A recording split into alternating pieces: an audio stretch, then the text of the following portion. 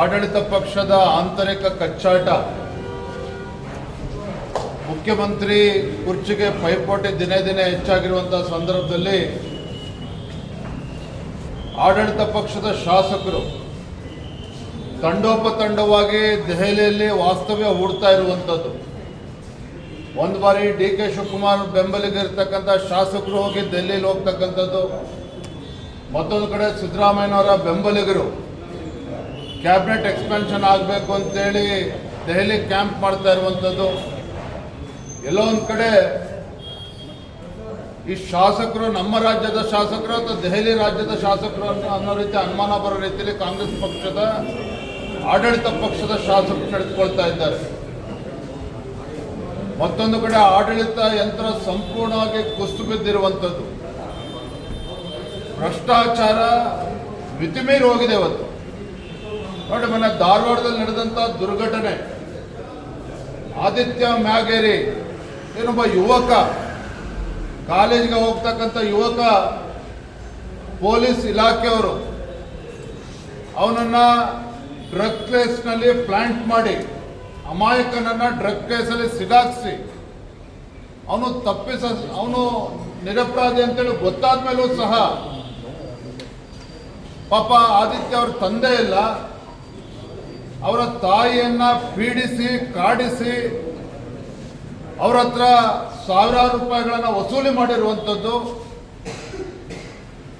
ಇದರಲ್ಲೇ ಗೊತ್ತಾಗ್ತದೆ ಭ್ರಷ್ಟಾಚಾರ ಇಷ್ಟೊಂದು ಕೀಳುಮಟ್ಟಕ್ಕೆ ಹೋಗಿದೆ ನಮ್ಮ ಕರ್ನಾಟಕ ರಾಜ್ಯದಲ್ಲಿ ಅನ್ನೋದನ್ನು ಇದು ಎತ್ತು ತೋರಿಸ್ತದೆ. ನಾನು ಮೊನ್ನೆನೂ ಕೂಡ ಹೇಳಿದ್ದೇನೆ, ಮಾನ್ಯ ಮುಖ್ಯಮಂತ್ರಿಗಳಿಗೆ, ಗೃಹ ಸಚಿವರಿಗೆ, ಈ ಸರ್ಕಾರಕ್ಕೇನಾದರೂ ಮಾನ ಮರ್ಯಾದೆ ಇದ್ರೆ ಈ ಘಟನೆಯಿಂದ ಎಚ್ಚೆತ್ತುಕೊಂಡು ಯಾರು ಪೊಲೀಸ್ ಅಧಿಕಾರಿಗಳು ಇದರಿಂದ ಇದ್ದಾರೆ ಅವ್ರ ವಿರುದ್ಧ ಒಂದು ನಿರ್ದಾಕ್ಷಿಣ್ಯ ಕ್ರಮ ಆಗಬೇಕು. ಮತ್ತೆ ಬಡ ಕುಟುಂಬ, ಪಾಪ ತಾಯಿ ಒಬ್ಬಳೇ ಇದ್ದಾಳೀಗ, 50 ಲಕ್ಷ ರೂಪಾಯಿ ಒಂದು ಪರಿಹಾರವನ್ನು ಕೊಡಬೇಕು ಅಂತೇಳಿ ನಾನು ಮತ್ತೊಮ್ಮೆ ಸಂದರ್ಭದಲ್ಲಿ ಆಗ್ರಹ ಪಡಿಸ್ತಾ ಇದ್ದೇನೆ. ನಿನ್ನೆ ಸಚಿವ ಸಂಪುಟದ ಸಭೆ, ಅಲ್ಪಸಂಖ್ಯಾತರಿಗೆ ಮತ್ತೆ 650 ಕೋಟಿ ರೂಪಾಯಿಗಳನ್ನು ನೀಡ್ತೇವೆ ಅಂತೇಳಿ ನನ್ನ ತೀರ್ಮಾನವನ್ನು ತೆಗೆದುಕೊಂಡಿದ್ದಾರೆ.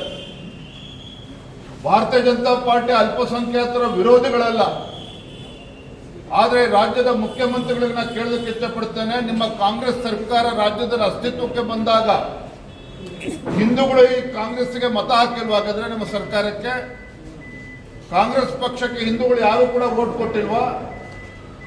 ಯಾಕೆ ಪದೇ ಪದೇ ಈ ರೀತಿ ಅಲ್ಪಸಂಖ್ಯಾತರ ಓಲೈಕೆ ಒಂದು ಕಡೆ ಆದರೆ ಹಿಂದೂಗಳಿಗೆ ಅಪಮಾನ ಮಾಡೋ ರೀತಿಯಲ್ಲಿ ಇವತ್ತು ಕಾಂಗ್ರೆಸ್ ಸರ್ಕಾರ, ಮಾನ್ಯ ಮುಖ್ಯಮಂತ್ರಿಗಳು ನಡೆದುಕೊಳ್ತಾ ಇರ್ತಕ್ಕಂಥದ್ದು ಇದು ಅಕ್ಷಮ್ಯ ಅಪರಾಧ.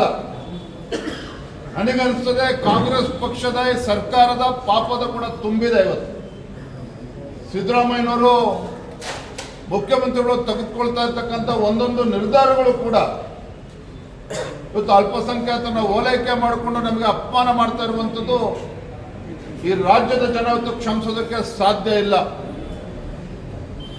ಪದೇ ಪದೇ ಈ ರೀತಿ ಸರ್ಕಾರ ನಿರ್ಧಾರ ತೆಗೆದುಕೊಳ್ಳುವ ಮುಖೇನ ಇತರ ಎಲ್ಲ ಜನರು ಕೂಡ ಅಪಮಾನ ಮಾಡ್ತಾ ಇದ್ದಾರೆ.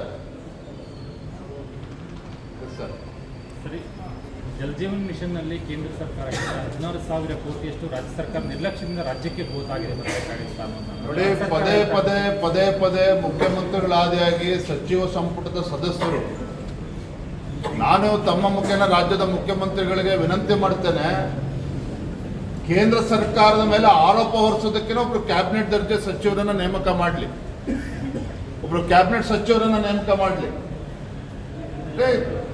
ನಾನು ಮುಖ್ಯಮಂತ್ರಿ ಕೇಳೋದಕ್ಕೆ ಇಷ್ಟಪಡ್ತೇನೆ, ಕಳೆದ 3 ವರ್ಷದಲ್ಲಿ ನೀವೇನು ಕಳೆದು ಕಟ್ಟಿ ಹಾಕಿದರೆ?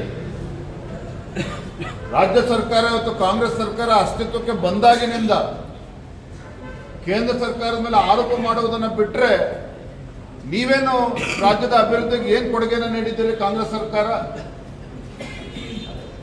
ಕೇಂದ್ರ ಸರ್ಕಾರದಿಂದ ಏನು ಹಣ ಬರಬೇಕು, ಜಲಜೀವನ್ ಮಿಷನ್ ಇರ್ಬೋದು, ಮತ್ತೊಂದು ಕಾರ್ಯಕ್ರಮದಿಂದ ಬಂದೇ ಬರ್ತದೆ. ಇವ್ರ ಯೋಗ್ಯತೆಗೆ ರಾಜ್ಯದಲ್ಲಿ ಒಂದು ಅಭಿವೃದ್ಧಿ ಕೆಲಸ ಮಾಡೋದಕ್ಕೆ ಹಣ ಬಿಡುಗಡೆ ಮಾಡೋದಕ್ಕೆ ಆಗ್ತಾ ಇಲ್ಲ. ಶಾಸಕರ ಅಭಿವೃದ್ಧಿ ಕ್ಷೇತ್ರಗಳ ಅಭಿವೃದ್ಧಿಗೋಸ್ಕರ 25 ಕೋಟಿ ಕೊಡ್ತೀವಿ ಅಂತೇಳಿ 6 ತಿಂಗಳುಗಳಾಯಿತು. ನಾವು ನಮ್ಮ ಕ್ಷೇತ್ರಗಳಿಗೆ ಪ್ಲಾನ್ ಆಫ್ ಆಕ್ಷನ್ ಎಲ್ಲವನ್ನು ಕೂಡ ಕೊಟ್ಟರೂ ಸಹ ಇವತ್ತಿಗೂ ಕೂಡ ಸರ್ಕಾರ ಯಾವುದೊಂದು ನಿರ್ಧಾರವನ್ನು ಮಾಡದೇ ಇರುವಂಥದ್ದು. ಇದರಲ್ಲೇ ಗೊತ್ತಾಗ್ತದೆ ಈ ಸರ್ಕಾರ ದಿವಾಳಿ ಆಗಿದೆ ಅನ್ನೋದಕ್ಕೆ ಮತ್ತೊಂದು ಉದಾಹರಣೆ ಕೊಡುವಂಥ ಅವಶ್ಯಕತೆನೇ ಇಲ್ಲ. ನಾನು ಕಳೆದ ವಾರನೂ ಕೂಡ ಹೇಳಿದ್ದೆ, ಸರ್ಕಾರಿ ನೌಕರಿಗೂ ಕೂಡ ಇವತ್ತು 1 ತಿಂಗಳು 2 ತಿಂಗಳು ತಡ ಆಗ್ತಾ ಇರುವಂಥದ್ದು.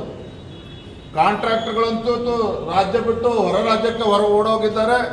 ಇನ್ನು ಕೆಲವು ಆತ್ಮಹತ್ಯೆ ಮಾಡ್ಕೊಳ್ತಕ್ಕಂಥ ಪರಿಸ್ಥಿತಿ ನಿರ್ಮಾಣ ಆಗಿರುವಂಥದ್ದು. ಹಾಗಾಗಿ ಮಾನ್ಯ ಮುಖ್ಯಮಂತ್ರಿಗಳಿಗೆ ತಮ್ಮ ಮುಖೇನ ನಾನು ವಿನಂತಿ ಮಾಡ್ತೇನೆ, ಕೇಂದ್ರ ಸರ್ಕಾರದ ಅಂಕಿಅಂಶಗಳನ್ನು ಒಂದು ಕಡೆ ಇಟ್ಕೊಳ್ಳಿ.